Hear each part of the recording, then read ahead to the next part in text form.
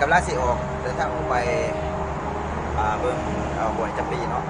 สวนท่องเที่ยวของเมืองบะเจียงที่สวยงามที่สุดในประเทศแห่งนี้เดี๋ยวท่านจะบ่ผิดหวังอย่างนอนไปเข้าไปเลยบ่ผิดหวังอย่างนอนไปเข้าไปเลยตอนนี้ที่เราเข้ามาหอดแล้วเนาะมาหอดสวน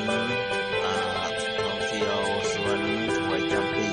อาจจะสังเกตได้ว่าอยู่ทางด้านขวามีป่าใหญ่ๆมาเห็นเนาะ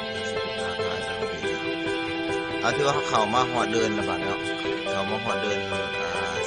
จอดรถเนาะจอดรถบอนที่เขาจังหวัดสิบห้าไปเบิ่งเนาะสถานที่ข้างในกันตอนนี้เขาอยู่ที่บอนจอดรถมาถึงเหี่ยมหอยแล้วเนาะ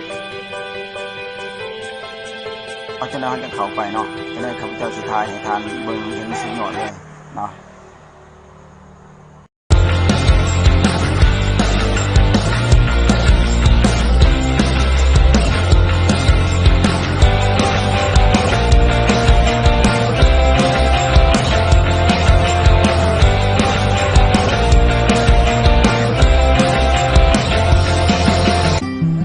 เขามาฮอดสถานที่ข้างในกันแล้วบัดนี้เนาะโอ้ยสุดยอดความงามพี่น้องเนาะเดี๋ยวเบิ่งใส่ทั้งครัวเป็นโตเป็นตังบอนสถานที่นั่งเล่นเนาะผู้บ่าวผู้สาวมักมานั่งที่กันเดียวนี่เนาะเดี๋ยวเขาจะเลี้ยวเบิ่งจากทั้งขันเทิงเนาะขันเทิงแล้วก็เลี้ยวลงไปทางด้านลุ่มเนาะจะเป็นอะไรนี่น้ำห้วยจำปีซึ่งห้วยจำปีเนาะเป็นบ่อนอาบเป็นมองนักท่องเที่ยวโอ้สุดยอดพี่น้องเนาะแล้วก็ทั้งสายมือแล้วก็จะมีสูงน้อยเรียกกันกระจายเนาะม้วนสุดยอดปีใหม่ลองเอาเบิ่งกันเด้อสุดยอด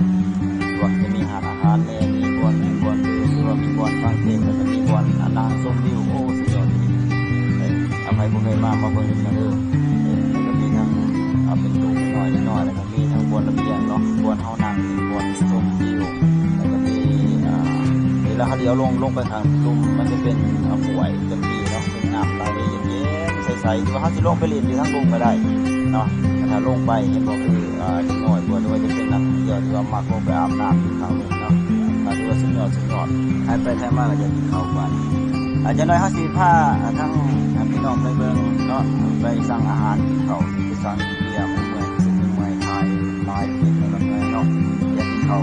ไปนั่งบอลเย็นๆโศกหาบอลสถานที่กันเนาะตอนนี้อาจจะเสริมกำลังเยี่ยมเบียร์เนาะเราจะไปสั่งมาไว้เนาะสั่งนำสาวอีกเนาะส่วนไร้แขกมากๆจะม่วงประมาณค่อนค่ำว่ะ